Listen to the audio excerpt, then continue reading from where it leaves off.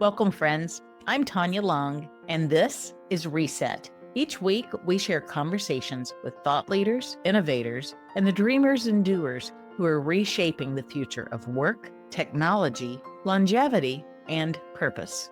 So settle in and let's explore what happens when purpose meets possibility.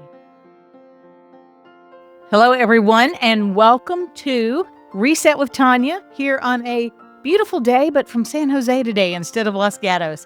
I am so excited to be here with you as we welcome my good friend, Mike Clark. Mike lives out of state, and I finally got Mike to be on the show. So we're doing this remote edition today to pull Mike into our conversation here at Reset with Tanya. Mike is not your typical tech guy. I have a lot of tech people on this show. Mike's a finance guy. So Mike is the people that I need. And if you're on that journey, you need, because somebody's got to know how to work the numbers. And Mike doesn't just work numbers. Mike works people and groups. I think the reason Mike and I connect so closely is because we're connectors. And the way Mike runs his finance business is that he doesn't know everything. He doesn't want to, but he wants to have all the people at his fingertips who he can bring to bear when he's helping his clients. So I think that makes Mike really special because he's not just a spreadsheet jockey. He's actually a massive collaborator and coordinator of assets, resources, and people. So, Mike, you are my people, and I'm so happy that you're here joining us today. Welcome, Tanya, I love it. Welcome to Reset. I love it. Thank you so much. When we talked about this, I was like, yes. You did. You were immediate. It was great. Yes. What do you want to talk about? I don't care. Yes, let's do it. So and I've we'll got see so where this many goes. stories I want to talk about that have nothing to do with your profession, the show, right? Like the owl story. Let's do it. You remember that owl story? So we'll get to those because Love it. You are not just a financial planner. I saw you cringe with no disrespect to anyone in that industry. Yeah. Maybe you are so much more. And so dive into that. What's bringing you joy these days? What are you working on that's bringing you joy? So this is the tech side of things. Yeah. One of the things that I'm really excited about is a lot of the education that we're creating. We've been creating, but we're expanding that because of technologies. So we've done a lot of interviews with professionals. Excellent. Now we're using AI to take those transcripts and actually write ebooks. We're putting together actual courses that are really designed for the business owner and high net worth individuals to get clarity versus just hearing the noise on social media. So really excited about some of the technologies that are coming out that I can utilize to help deliver higher value faster. Okay, I love Just it. fun to think about.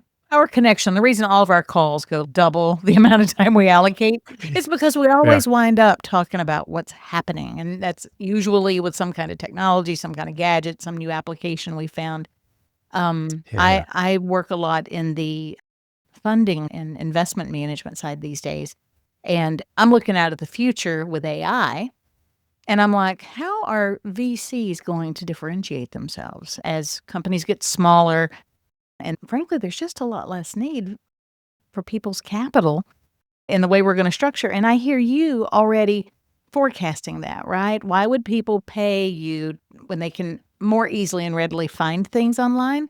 But you're building that value set of tools in for your clients by giving them content, data, and information to help them manage their trajectory. And you get to have fun projects. Right. They're extremely fun, but this is, well, to your point, Tanya, this is why we go sideways on conversations. On every conversation, and I love it. On every side, because the technologies now, right? If you look at the traditional way coming from that world in my in my past life, Series 7, broker dealer, all that stuff. Coming from that world and the old school way of shaking hands and going to networking events and traveling all over the world to raise money, now business owners with Reg CF and Reg A, and I know this isn't that kind of call, and I can't talk about it because my license is, but people need to be exposed to these opportunities. Right. But with Reg CF and Reg A, business owners don't necessarily need to go to those angel investors or VCs or private equity, depending on where they are. If they know the tools that they can use on the marketing side and they have a database of followers and buyers already, they can just go, everybody has their tribe now, and they can literally go to their tribe and ask them, take this journey with me. Yep.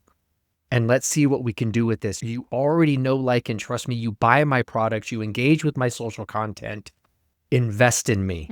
And now you align somebody's values with the opportunity. And this is something that not a lot of people are doing. I love it.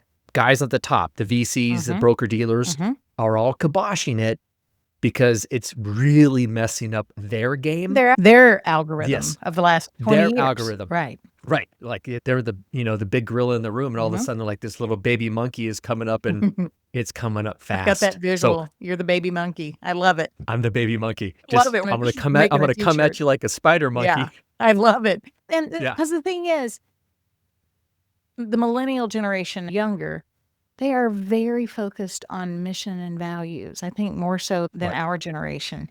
And to be able to make that seamless, to look out across how they interact in the digital environments that they're in, and be able to return to them seamlessly a profile of these are things that by how you engage in the world, these are things that are for you. These are things that, you're interested in and that you want to make a difference in with your investment.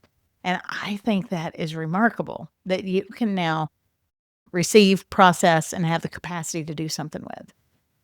So, and you choose that journey. Yeah. Versus having, and I don't mean to pick on financial planners, it's fun, but I will. There's this very, very old way of doing business, and they haven't adapted either. And a lot of professionals in the financial industries haven't adapted. And it's right here. Like, it's happening. And they're not paying attention to it, or they're just reluctant to engage in the process. But the younger generation, to your point, Tanya, like, we know the data. I mean, what is it? 80% of them engage in their mobile versus a computer. They do everything on their mobile, which means they can invest heavily, right? And they are. And the big banks are seeing that, that money shift from the traditional stock markets to these individual platforms, some bad, some good. But the opportunity is there that a lot of people still haven't plugged into. Yeah. And this would be a deep rat hole we will not go into. But I think that the personalization of what you can do with them, the millennials aren't buying homes is a very simple thing to say. They're not investing in property. And they're not getting married and having kids as a general rule. And that frees up capital for them to invest, I think, maybe stronger, more early than my generation. My generation, you got married at 22, you had a kid at 25, 26, and then you were just spending all your money on diapers and then baseball cleats. And that's it. And these younger people, they have more, and especially depending on the verticals they've worked in, they have more than they know how to handle. And so working with resources and advisors who see them, who see who they are, that don't just talk about, oh, this has a 22% return, but people who talk about what the impact is and how it fits their values I think it's the way we will move forward. So I love it. And we are. I mean, just take it as an example, the real estate industry. Yeah. For the longest of times, I mean, going back forever, real estate was the way to build wealth. Yeah. And it is transitioning now, but there is a whole segment of the financial services industry that you can put in $1,000, $2,000, $3,000 into, an investment vehicle that invests into large multifamily units. Yeah. Right. Yeah. You can do a Google search on crowdfunding real estate and dozens of platforms come up. So instead of waiting to spend $20,000 to create a real estate portfolio, one house at a time, you can put in $1,000, $2,000, $3,000 and build a real estate portfolio through special purpose vehicles, which is a different conversation. But there's an abundance of opportunities at our fingertips now where before there never was. Yeah. Yeah. Yeah. Oh, we could say here. And information. Yes.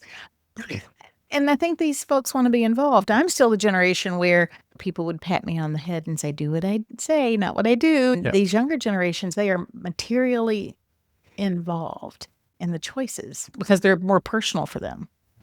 And so, Right. so yeah, I think remarkable times are ahead. Switching gears a little bit, I So, talked about, and still in the same realm, but I really want to talk about you being a collaborator and someone who works mhm, cross-functionally, how it's not just you and your limitations of what you know because of your network. You've done a little bit of everything. You've raised capital. right. You talked about your special series, whatnot, fund broker. You've done all that, and now you manage high net worth clients. But you've done the investment banking piece that I'm now learning more about, all very interesting. Mhm. And now you're back to the individual, out of kind of the corporate level Yep. financial industry and back to helping individuals. How how did those earlier experiences, because you used to travel to China a lot, you've got some amazing I did. basketball, NBA basketball game stories. You did the Right. big show. That had to shape how you work with people today. Tell me about it. It shaped everything, Tanya. I mean, I'll take it a step back as Mhm. my undergrad's in kinesiology. Forgot about that. Yes. Tell So I people what taught it. kinesiology is, just in case So if you anybody's don't, yeah. it's a study of movement, like how your body moves, how the tendons are attached. So basically, I was a physical therapist for sports teams, is what I was. And I didn't come from money. I didn't understand money. And a friend of mine introduced me to a high level financial education that really broke things down on how the wealthy manage their money. Okay. And so from that, I got into raising capital for a real estate company here in Utah, which is what drove me to China. And I'd never, ever expected to go to China for anything, let alone Mhm. business. And specifically, it was an immigration program called EB-5.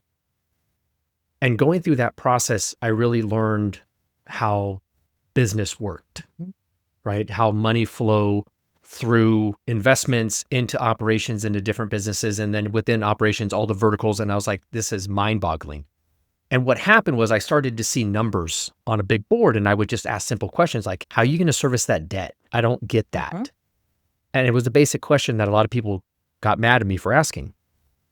But as I progressed, I started raising money for other companies, and I started to see the gaps that the security exchange attorney would say, oh, that's not my job. That's the business attorney. The business attorney would say, look, I don't get involved until that's Mhm. done. Mhm. And then I would go to that professional, who's like, I don't do that. And I'm like, are you kidding me? You guys, how do we function and move this company forward Mhm. if we're not getting the clarity that we need from the advisors, right? It Right. was always finger pointing. And then the worst part was, hey, they don't know what they're talking about. You need to structure it this way. Okay, now there's infighting. Like, this is not how this thing operates. And so I had investors back out, politics aside, had them back out because of Russia-Trump collusion. They were from Russia. And what I did, Tanya, is I went back and like, how do I structure this the way I learned how a team is built for the high net worth individuals? Mhm. And how do I recreate that? Mhm. And then Teams. that's what I that's it. And just somebody with a need, somebody with a skill, marry those two and step out of the way and let things happen. Okay. And so I started to build that. And that's when I was introduced to Protection Point Advisors who had, which I think you'll appreciate this, the systems and processes in place that all I needed to do was plug in and connect the two. And that's what I've been doing for the last 5 You did years. more than connect, you built onto it, I right? thank you. I did. I did. Because there's a lot of things that I didn't know. Mhm. Mhm. And so I sat back one day and I'm like, if I don't know this stuff, then most of the clients don't know it. Right. So then how do I like really, and I always use the term exploit. How do I exploit our Mhm. partners, pull the information out of their head Yep. so I can learn? And then the byproduct is that everybody else can learn. So that's when I started this whole interview process and just interview these professionals Mhm. every week Yep. on simple things like, what should you be asking your CPA? Or what should you be asking your estate planning attorney? What does that mean? I don't like, stop talking in legal jargon. Yes. Tell me what that means, right? Yeah. And then from that now is exploding into the whole educational platform that we're building. And it But is so yeah, important. People that you would work with are generally educated, resourceful, sophisticated yeah, people, but we also have ego, and we don't want to raise our hand and say, "What does that mean?" But what we know about the financial world and how things work is remarkably low. So we're putting ourselves at risk when we don't know. And our entire, I can't even say retirement anymore because it's not for retirement, but our future, we're making decisions about our future without having any idea how it works. And when we go to our professionals who help us and they go check with him, ask her, do this, it's almost akin to like when you have a chronic disease and you're trying to get treated or even diagnosed in the medical system and you have to see so many people and people just give up. And I think on the finance side, we just give up because we don't like being dumb and we don't like being given the runaround. But this silo problem that exists where go check with the CPA, ask the attorney. Right. What do you think helped you pull all those people together? Because those people historically haven't really partnered and you've helped them to partner. Right. And so it started when I was in my undergrad. I mean, honestly. Okay. I had a track athlete. The coach was a long time ago, right? I was working with the track team and the coach was this world-renowned Olympian coach. Okay. And his thing was, I do not want trainers on the track. They cause injuries. Like he just thought that people got hurt if a trainer was there. Yes. So I had a kid that had a hamstring. Mm-hmm. He was on the 4x100 relay, Pac-12, or at the time it was Pac-10 championships were coming. And I had to go tell the coach that his finishing leg was out. And this is who I am. This is the athlete. This is what I'm doing. This is the timeline. And he looked at me, great. And he closed the door in my face. And I was like, oh, so I survived. And then when I got into the OR working for Johnson & Johnson selling medical devices, I wasn't a doctor, but if I told them to stop, the whole room stopped. Okay. So it started to build the confidence in that if I could tell a doctor with no medical degree to stop and he listens to me, then I can tell a CPA, come on, is that really the answer? Like stop. Because the psychology behind it, Tanya, is that we were raised to share, but we were raised not to cheat, not to work off Johnny's paper, don't talk to strangers, don't do all of these things to collaborate because it was against the rules. And then as we get older, now all of a sudden, go to a networking event and talk to a stranger, collaborate, and try to build trust in a short time frame when we've never really psychologically learned how to do that. And what I do is, one, teach professionals how to make an introduction of themselves. Who are you and the value you create? And the second thing is learn to edify the people that you're introducing clients to. Have a conversation with the professional that you want to introduce a client to before you introduce a client. Here's what happens. You and I are working together and you call me and say, Mike, I've got a guy that needs X, Y, and Z. Call him. So then what do I do? And this happens to everybody watching the show. Doesn't matter what industry you're in. I call John. Hey, John, this is Mike. Tanya told me to call you. Give me a call. Hey, John, Mike, this is Mike again. Tanya told me to call you. And then what happens is the law of diminishing intent. John has a family. John has kids. John has work. And next thing you know, Mike, who's Mike? And why is he calling me? And then it never goes anywhere. He's not my priority. He's not my priority. Yeah. And then eventually you run into John. Hey, by the way, did you talk to Mike? Who's Mike? Now you're upset because the perception is I didn't call John. And I called him 16 times, right? So we have this perception loop. And so what I do is I eliminate that loop. I talk to a client, and in that meeting, I schedule time with the professional that I need to talk to. So that way it's on the calendar, on their calendar, on the client's calendar. Then I call that professional and say, Tanya, you and I are going to meet with John and Sally. This is what they want. This is their desire. This is their goals. Perfect. I jump on the call. John and Sally, this is Tanya. This is what I told Tanya that you're looking for. Is that correct? Yes or no? Perfect. I will let you guys do your thing. If you Peace need out. me, call me. Click. It's 60 seconds.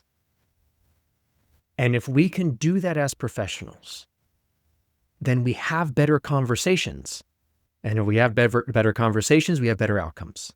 It's not hard. It's just we have to get out of our own way. That's it. I love it. Because as I hear you talking about that, and I have experienced that with you, I think it's not just what you do. It's not just in the finance, CPA, attorney kind of realm. I think more and more of us are required to network to be successful. We're Yeah. looking for unicorns this coming year, billion-dollar valuations with one person in the company. But rest assured, they did not do all the work. They partnered like crazy to collaborate to build $1 million company. And I think we all should listen to what you just said, because it may be obvious to us that it's not an industry practice, but it should be every industry's practice. It's good. Every industry. Because the people that I put my name behind, helping them get to somebody, I want that to mean something. I want that to work out. I can invest that extra 60 seconds to get on the call to make that handoff. And everybody wins. All three parties win by that extra piece of care that I absolutely had time to take care of. So I'm grateful that's your model and that you can share it so cleanly. Because Well, I appreciate that, we all because I have- mean, you no. do, and that's the thing though, you do a great job in articulating what you want, and a lot of professionals don't, and that's where it starts. Like, what is my unique value proposition? How do I fit into the market? And then clearly articulate that to somebody. This is, and not in a salesy way, No. but this is who I am. This is like what I'm looking for. Mhm. And I would love to collaborate if that's possible. But so many professionals come into the collaboration hat in hand, right? It is, great example. I don't do networking events anymore, because when somebody asks me, so Mike, what do you do? Great. I build digital family offices to help businesses gain clarity and optimize their business. What does that mean? Well, I help them from anything from raising capital to exit planning. And the first thing out of their mouth is typically, I'm looking to raise capital. But you really didn't hear what I just said. No, not at all. Not at all. They heard capital and it boom. Yeah, I know. That's it. I do know. Right? Yeah. And I'm like, okay, good talk. Yeah, I get it. But it's intentionality, and it's having some, I don't know, pride is not the right word, but it's having some pride in finishing what you started so that all three parties can win. Right. Yeah.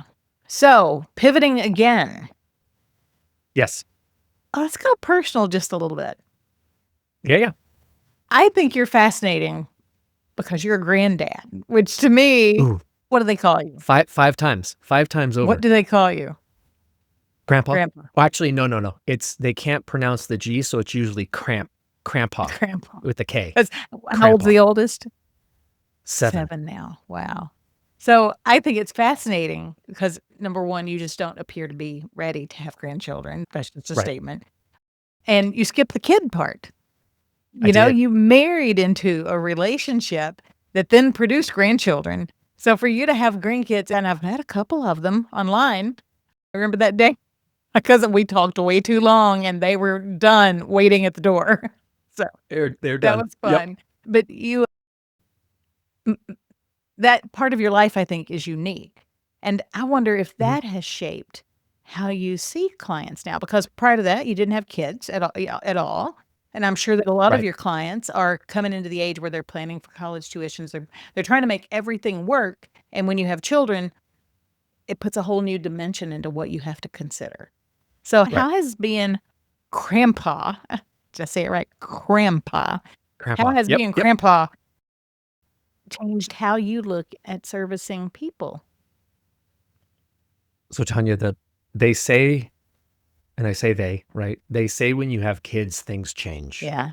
Right? Because you do love Obviously. littles. You do. Oh my gosh. Yeah. And so when Piper, the first one, was born, I told my wife that something snapped in my brain.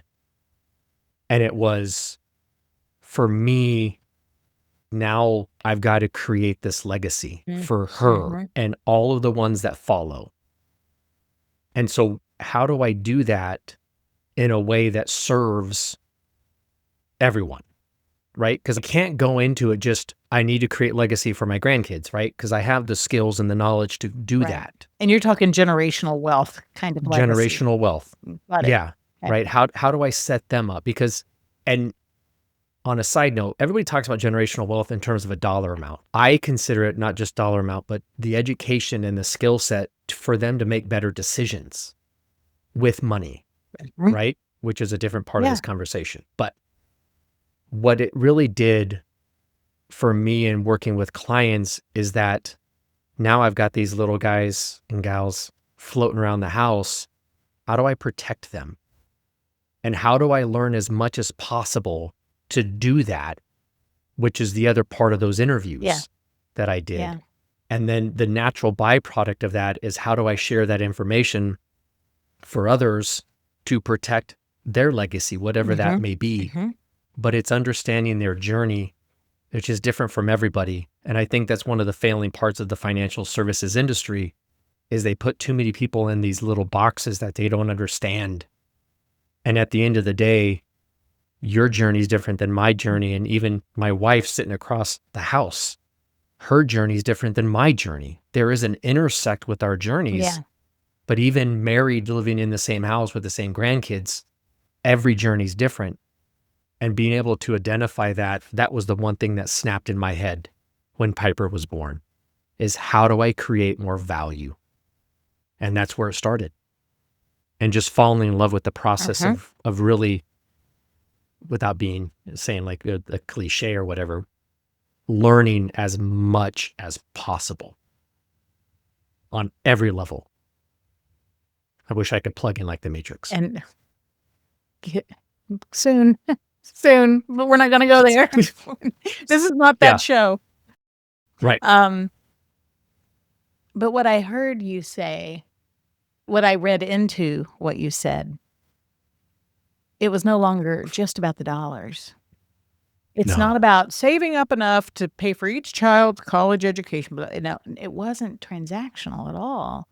Because I very much heard you talk about, I'll use the word platform, but you creating a platform where you can feed off to them how they can learn and make wise choices and have agency for themselves. And you need to build that so that you can be a steward of how their lives go, even financially.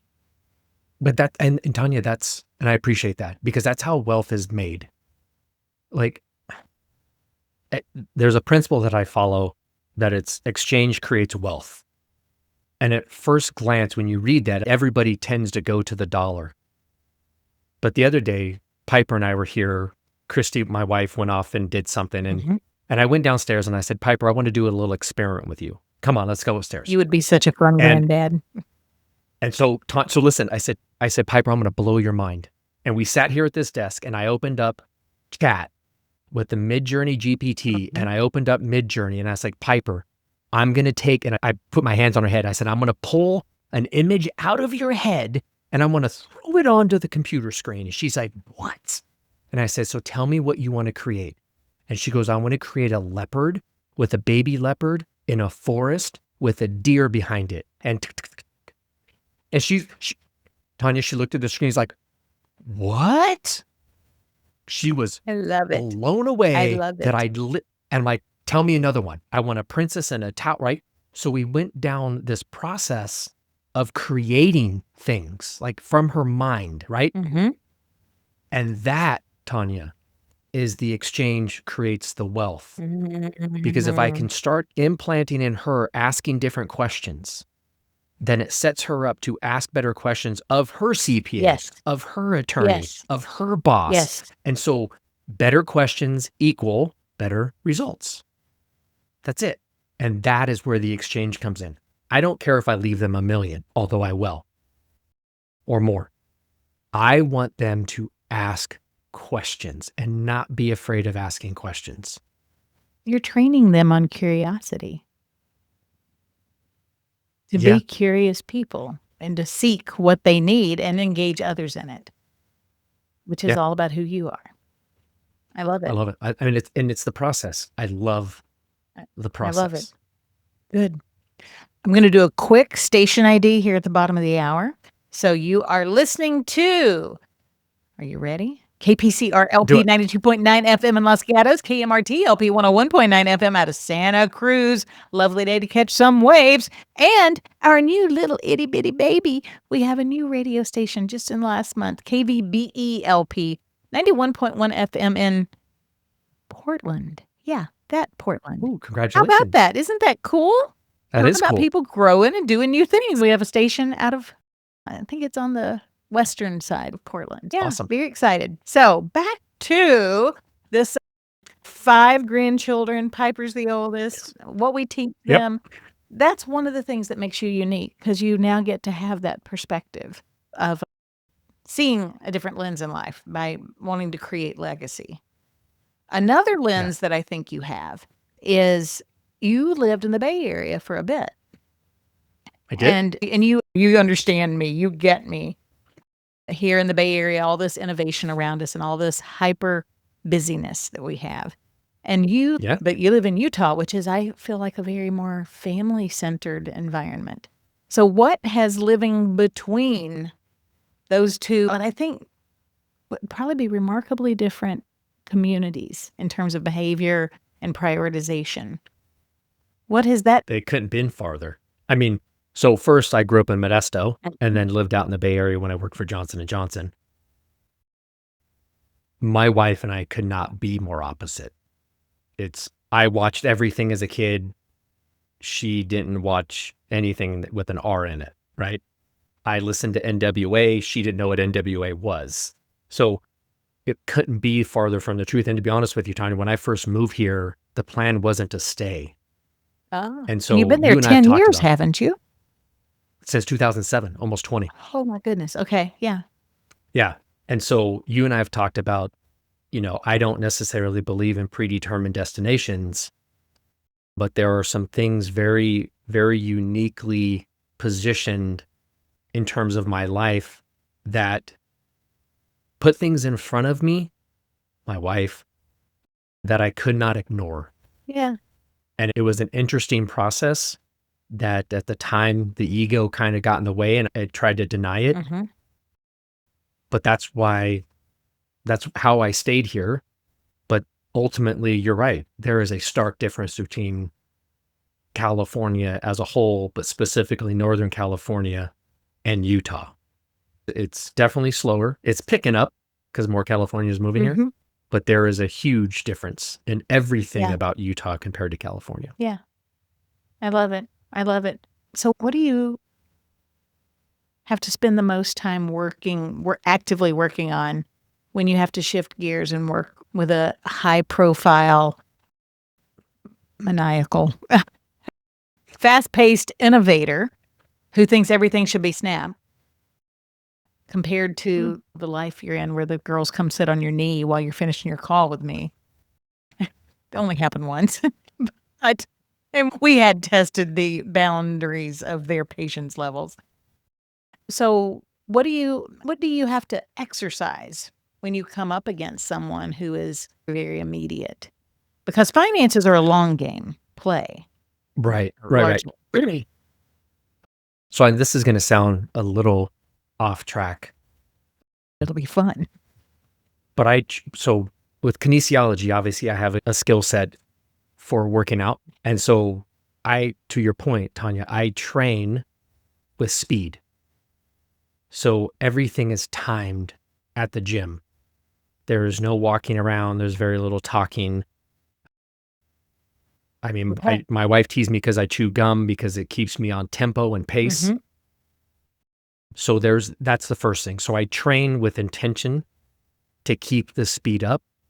The other thing that I do throughout the day is I listen to music, but I don't listen to music with words.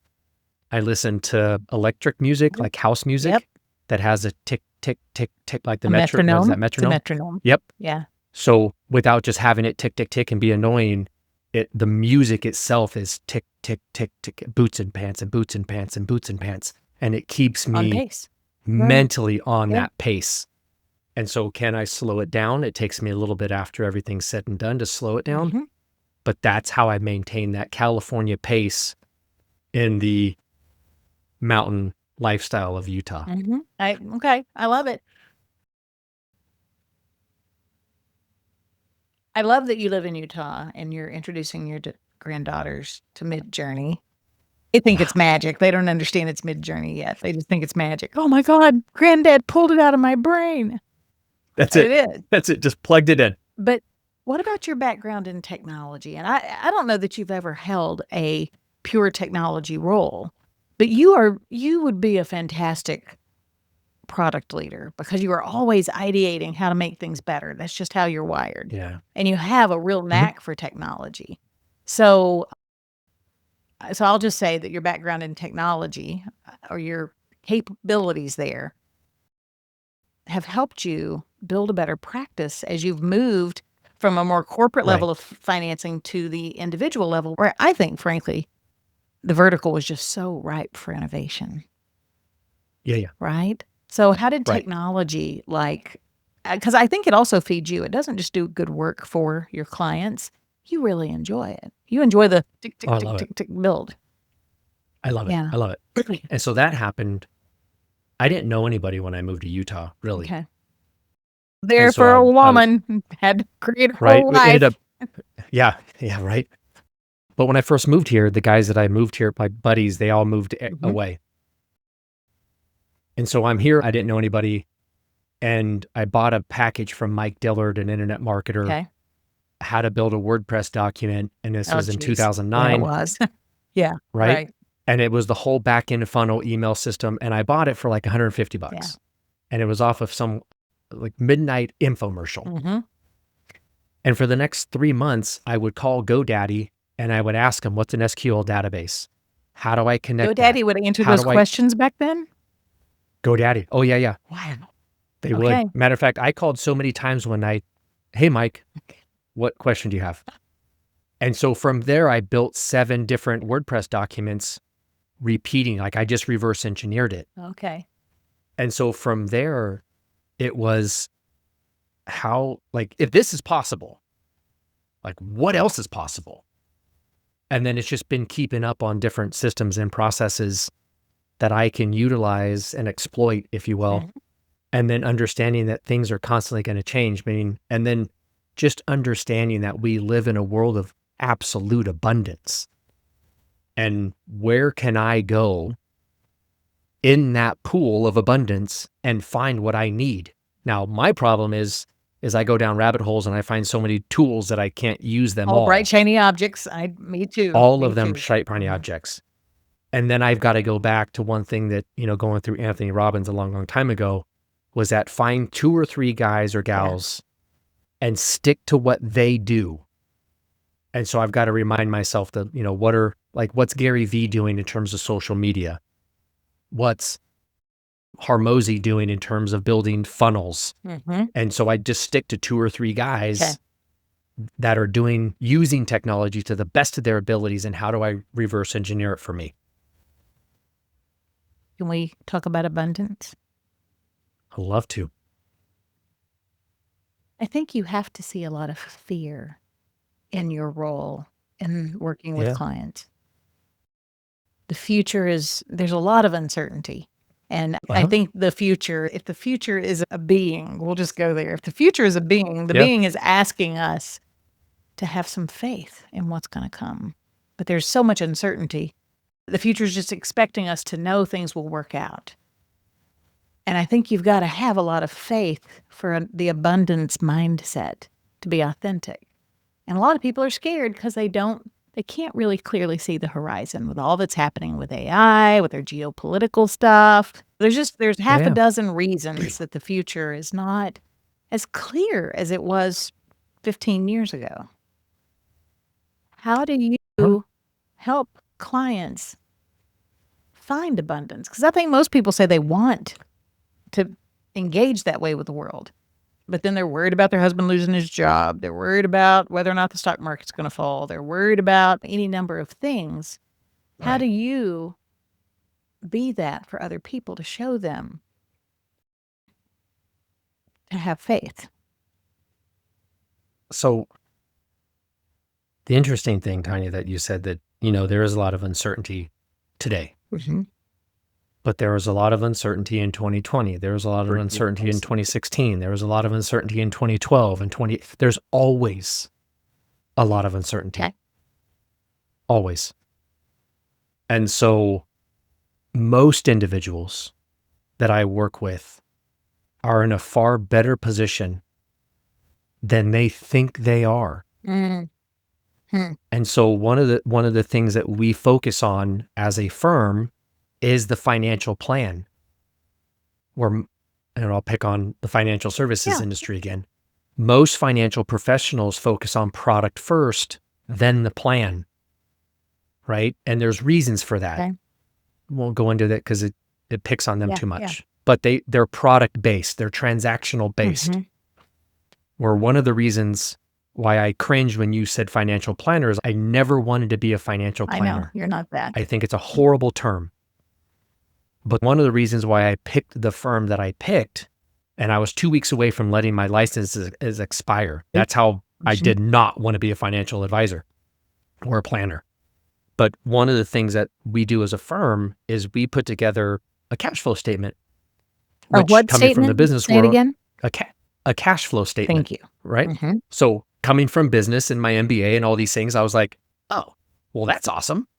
So let's build a financial plan, a cash flow statement, inflows, outflows, expenses, all of these things. And then from that plan, let's identify where you're at. If you did nothing else, how long would your money last? Let's have a baseline. And then in that baseline, where are the gaps? Long-term care, life insurance, all of the tools, right? And by the way, most financial advisors cannot talk about all of the tools because of a little thing called selling away. You guys can look it up, Google it, selling away. It's a bad thing. I'm in a position that I can talk about everything because of the way our firm is set up. So we build a financial plan first and then fill the gaps later. So long-winded answer to your question, we build certainty, Tanya, by first letting people know that most oftentimes they're in a far better position than they think they are, but they've never seen the numbers. And most financial plans are done in a vacuum while the advisor is speaking down their nose to them. Like, just give me more money over time at an average rate of return and don't worry about it. And then they leave and they're like, I don't even know what that plan says. Whereas we lay it all out and we don't charge for it. Yeah, I remember. So it's literally just information. And then from that information, now you, the client, have a choice. Do I execute on the data that I have or do I not? And that's your choice. But at least now you have the information to make an educated decision. And with that, that's how we create that certainty in a very uncertain time. That's how we create that roadmap. And so far, the data's pretty good. There's some integrity in that. I think so. In my process with you a few years ago, I learned a lot about, I thought I knew a lot about my finances. Of course, we all do. And then when you go through an evaluation, like building out that plan takes, it's an investment of time. It's a commitment of mindset. And all that is just to make sure the relationship is right. It's to get me on track, but it's also an opportunity with you as somebody I partner with to make sure that there's the right communication style for us to work well together. And resources come to bear and all those things. Right. And there are times, Tanya, that I've gone off the rails in our conversations and got all kinds got off all kinds of jargon. And this is the thing that I love about our conversations and the clients that I work with is, okay, I didn't need all that. Just like I didn't need the weeds. Just tell me what's going on, right? And there's a lot of times that uncertainty comes from I don't want to be an authoritative individual, but I want to control all the conversations. I understand there's noise and there's everything in the market. And I'm not an economist. I don't know everything, but the idea is to be that source, that conduit to people that know that information. And if you have the trust just to ask the question, and as they say, there's no dumb question, just ask the question, then I will find the answer. And going back to selling away, there's a lot of people that can't answer those questions. And so this is where the importance of, like, even as a business owner, Tanya, I've talked to business owners like, I've worked my CPA for 20 years. Why? I don't know. Okay, well, what are they doing for you? I don't know. Well, what's your advisor done for you? I don't know. Like, why are we not challenging these professionals that we're working with, not to just challenge them to, to be buttheads or anything, but I learned from our co-founders, my job doesn't start until the client signs the agreement. And then from that point forward, my job is to keep my job. And every day, how do I create value? How do I answer questions? How can I be there in every capacity of the way? And that is the team behind me that allows me to do that. Well, and I think you've probably landed on something remarkable for your industry that you get to do. Because you and I have personally talked through so many different scenarios, and you're my business partner. You're not just the guy who looks at my budgets and tells me where my performance is on my stocks. You're the one saying, ooh, that thing, you could do this thing to make that thing happen. And you're my business partner. And that has to be fun for you, because you're not just relegated to the transactional. Stocks have been down and we're moving things into bonds, and you and I don't even have the conversations. No. Our conversations, and to your point, yes, Tanya, it very much is better. Like, I had a client the other day, you and I spoke a little bit about before the show, was asking about what I do in terms of my accounts and how I trade options and things like that. But they're like, okay, well, how do we kind of meet in the middle? And next thing you know, I'm running through 13 positions on dividends that pay monthly. And I'm like, now we're getting somewhere.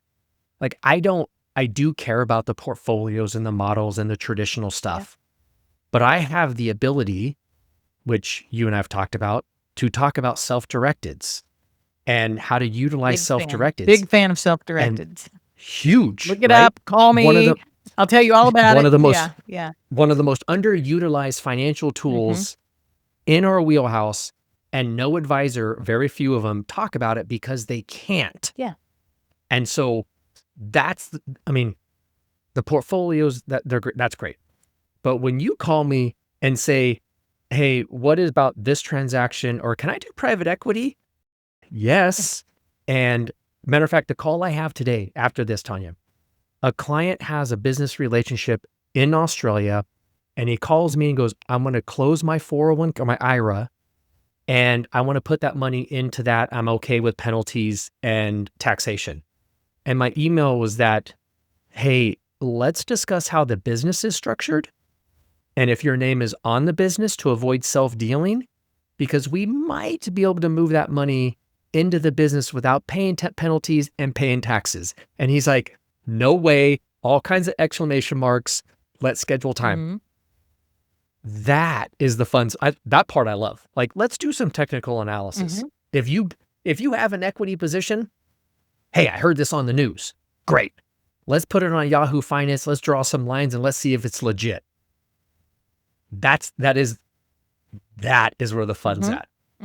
I love it. Now I'm getting all excited. No, we could do a whole show on opening up people to thinking about different ways to treat their money. It bothers me that I know how I can use self-directed IRAs, and other people will say to me, oh, I don't have money to participate in that.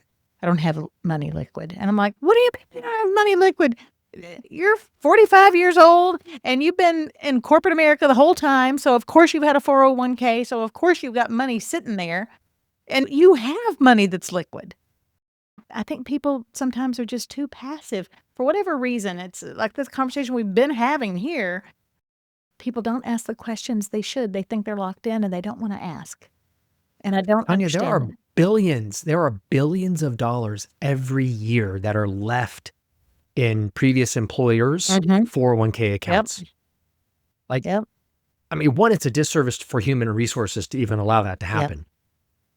Billions of dollars in 401k plan money that the employees no longer work for the companies. That's just absurd. It's ridiculous. Yeah. So I think if I want people to take anything away from our conversation, it's that they are a lot more empowered than they probably realize.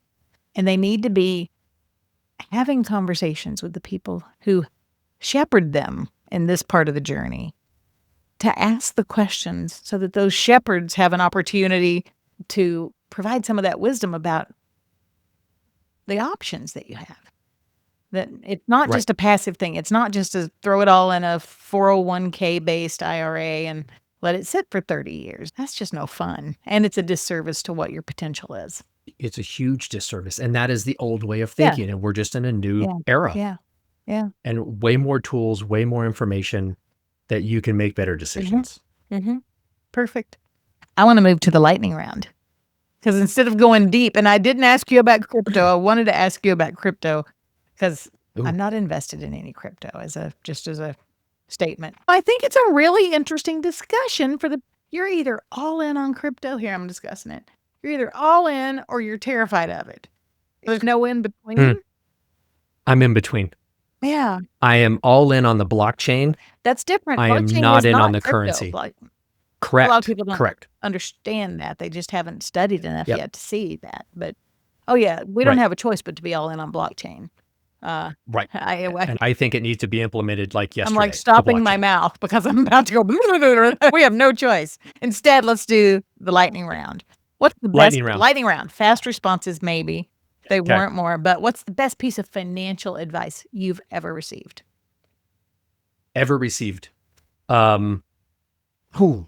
Have I ever build teams would probably be the biggest financial advice.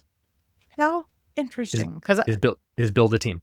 That's not the answer I expected because I was in the old paradigm. And the new paradigm is build teams. What's your favorite tech gadget or app right now? Right now? Right now, N8N. Say? The agentic AI. What did you say? N8N. So Nancy, the number 8, Nancy. All right, you just went up to me because I haven't played with that at all. Okay. I just opened an account. I bought this crazy online 3,000 workflow agent. So I'm going to reverse engineer the crap out of it. In a few weeks. Okay. Awesome. Yeah. Okay. Yeah. I literally just did that yesterday. Okay. Yeah. Because you and I are always playing with something and then sharing it. So I love it. N8N. If I think of it, I'll put that in the show notes. Okay. If you could master one new skill instantly, you didn't have to work at it. You could just master that skill. What would you do? The skill that I'm learning that I would like to learn faster is educational instructional design. The psychology behind structuring education content. Yeah, because that's where you're moving yourself into. I think as a shepherd of many, right? You have a limited number. I was about to call you like a therapist, but there is some of that too. But you have a limited number of clients that you probably should reasonably maintain. But with education, you can take what you learn with that finite set and cast it out much wider. And I think that's very exciting for you. And most individuals, I was on a CE course for CPAs today. What I'm learning going through my process is most individuals don't understand instructional design. Oh yeah, because it's a skill. It is a skill. Yeah. And it's, for me, coming from the medical industry and the black and white of finance, it is a skill that is a challenge for me to learn. But it's something that I need. If I could plug into the Matrix and download that, that's what I would download. Okay. Then I'll let Neo know. What's the most common financial mistake that you see people making? Not understanding the cost of debt, the cost of interest. The biggest thing. Yeah. Okay, next. Yeah. Yeah. And honestly, and that's in the younger generations. Yeah. Matter of fact, I just saw it on the news the other day that like 40% of kids in their 20s feel that their friends with money influence their spending habits, but they just don't understand how detrimental that cost of interest is. I understand what you're saying. But I also, just as a side note to that, one of the most important things that I've learned in my time with you, and I got connected through an organization that we're both in. And in that organization, we learn a lot about spending other people's money to make money. Correct. And so for me, not all debt is bad, because if I can incur debt at 4 or 5%, because I can turn around and use my money for different kinds of investments that are pulling 12 or 14, then that's good debt for me to incur. Perfect. Right? So, okay, real quick. Okay. So this is the Dave Ramsey thing. The Ramsey's reason from why Dave Tennessee. Ramsey, right. So the Right reason down why the Dave road Ramsey from me. Yeah, teaches, go ahead. he teaches that because the masses don't understand that principle. And so the reason that I gave that answer, understanding the cost of debt, Yeah. is that if somebody understood how to manage their own debt, Yes. right? Yes. Their own psyche on how they fit their relationship with money, Yep. then they can learn how to utilize debt in a proper way. But that's why Dave Ramsey teaches what he teaches, because most people, vast majority, don't even understand the concept of the cost of interest. So what Dave Ramsey says is just eliminate it. Well, that's not true. No. Yeah. Like, Yeah. I understand. you need to understand the cost of Well, it. and the easiest example for me to give to hit this audience broadly is I used to buy a car and buy it outright every time. I've been very fortunate financially, and I used to buy a car just I'd buy the car because I didn't want a car payment. There was something like wrong about a car payment. But when you can get your car loan at 1.9%, why would I spend my money if my car loan is 1.9? I'd rather have a car loan and then use that set of monies to do something that has a 5x advantage with that same money. So I don't mind carrying a car loan anymore because I know that my money is being spent doing more important work. Yeah. How do you utilize the same dollar twice? Yeah, absolutely. Cool. Right. So I almost always ask people, what is a piece of advice that you would give a younger Mike Clark? I just talked about this the other day. It's you. What do you say? With my college buddy. Is the one advice that I would give my younger self is to be more intentional with your time as a younger me. If I would have the discipline that I have now back then, dang. I mean, I won awards. I did some great things back in the day, but holy cow, I could have done so much more if I would have had the same discipline and the willingness to learn as I do now. Man, yeah. Being intentional. Changes everything. I love it. Yeah. I love it. Last question on the lightning round. What gives you hope about the future of finance and families, given where you are? The family itself, Tanya. Like the grandkids really did shift everything for me. And there's so much opportunity for me now and giving them learning it for me, but then learning it to teach them, right? Because so many parents, and I don't mean to pick on parents because they've got so many things going on. But that show, Are You Smarter Than a Fifth Grader? I want to be that resource for them, that they come to me like, I want to do a science fair project. I want to be on the science team. I want, like, great. You know what? We'll learn it. Let's go. And have that's what gives me hope, is giving them the power to do whatever they want to do. I love it. So if people listen today and there was something that struck them and they want to follow you, they want to in some way understand more from you, where do you direct people who want to learn more about your work? I'm on one platform and one platform only. That's LinkedIn. I'm sorry, I'm not going to start. Yes, of course we are, but I don't yeah, do Snappy yeah, Chat. I don't do TikTok. yeah, The articles, the yes. interviews. You've got, I am very intentional with yeah. LinkedIn. And we didn't really I mean, talk about the it. first 35 million I raised was from LinkedIn alone. See, I give LinkedIn a Like, hard time because it keeps messing with the algorithm. But it still has been a remarkable tool for building networks and building business transaction value.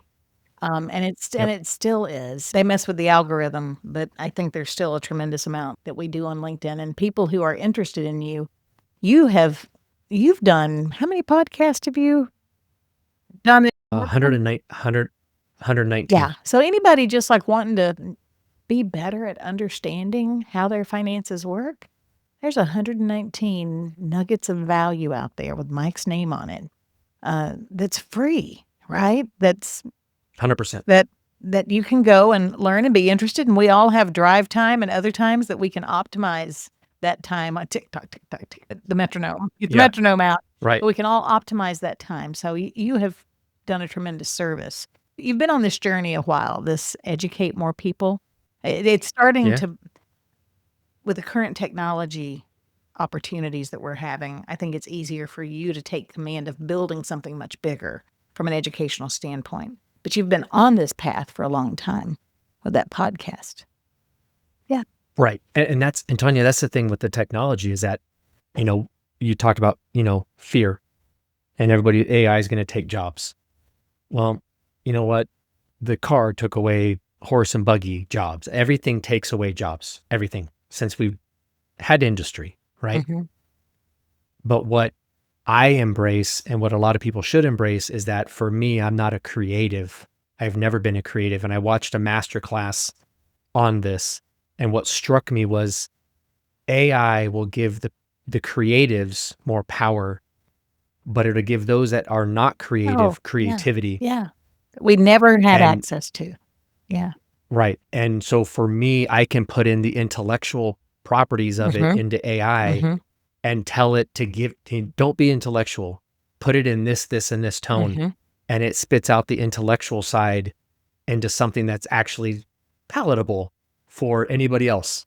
And that's what I embrace and what I love about moving forward. And anybody can do it. That's the beauty of it. Beautifully I said. love it.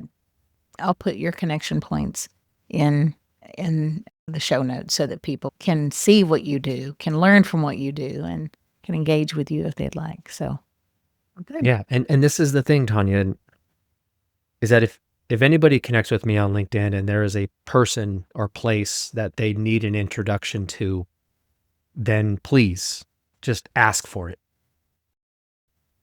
Don't sit around waiting for somebody to do something for you. As they say, you are the captain of your ship. If you need an introduction, reach out and ask. I will make the introduction. Thank you. I might queue up 3 or 4 myself for you to make. So, good. Excellent. Let's do it. So everyone, this has been another wonderful day and an amazing conversation on Reset with Tanya with Mike Clark, Protection Point Advisors, and just the best bridge builder I know, because you're building bridges between technology, between finance, which is an intensely personal conversation, right. And between the trajectory that humans have into living into their ambitions for the future, whatever that looks like. So it's been wonderful to talk with you. Everyone, thank you. Have a wonderful day. Oh, and Mike, we do this. We did this heart thing at the end. So do the heart thing. Thank you. You were so much fun. Thank you. Everyone, this has been Reset with Tanya. Mike Clark, have an awesome day. Bye. Thank you, Tanya. Thanks for joining us on Reset. Remember, transformation is a journey, not a destination. So until next time, keep exploring what's possible. I'm Tanya Long, and this is Home. This is Reset.